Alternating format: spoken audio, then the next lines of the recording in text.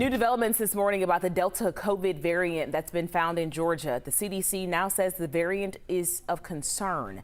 That designation is given to the strains of the virus that could be more dangerous. Scientists believe variants of concern are more transmissible or can cause more severe disease. Health officials are worried that this specific variant will spread to unvaccinated people in fast. In fact, it now makes up 10% of all new cases in the U.S. And new evidence suggests coronavirus hit the U.S. before 2020. I know you heard a lot of people say, I think I had COVID already. Or, oh, that's what that was. Turns out the first case may have been reported in 2019.